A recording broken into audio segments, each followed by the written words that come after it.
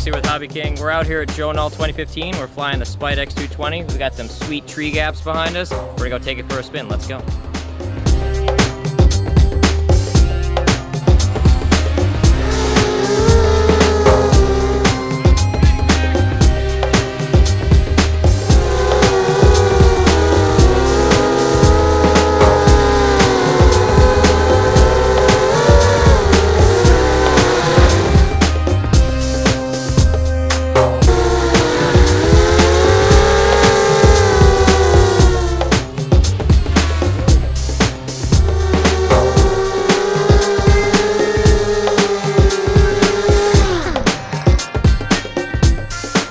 Alright guys, this thing was really awesome. We were blowing through all the tree gaps. It's really fun, really stable, and really fast. Matt did a great job setting it up, and he's going to show you the build he did for it. Check it out.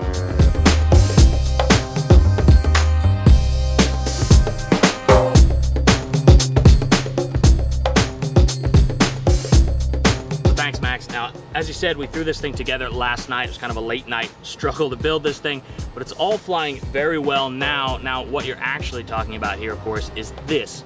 This is the Spydex 220 frame.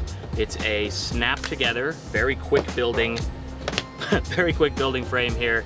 It's very flexible, almost indestructible plastic material. This is a great racing quad, especially if it's kind of like your first racing quad, because you are gonna bounce off of things frequently. Now, this guy that you've seen flying is all built up. This is a good example of how you might go about doing this. Of course, this is just a frame, so you could build it with anything you want. It uses a small form factor board on the inside, so like your KK Mini, Naze 32, OpenCC 3D, any of those type boards.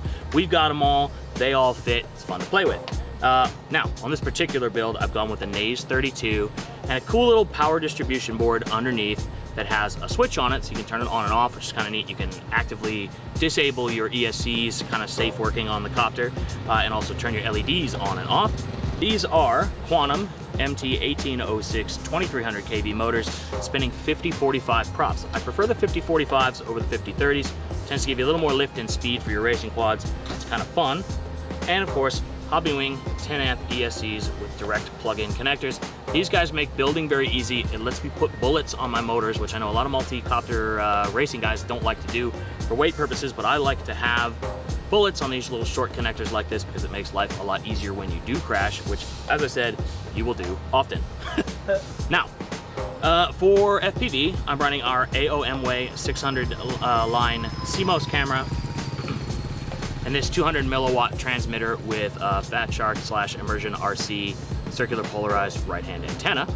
So that whole setup works really well and is extremely compact. You can see the receiver itself right there.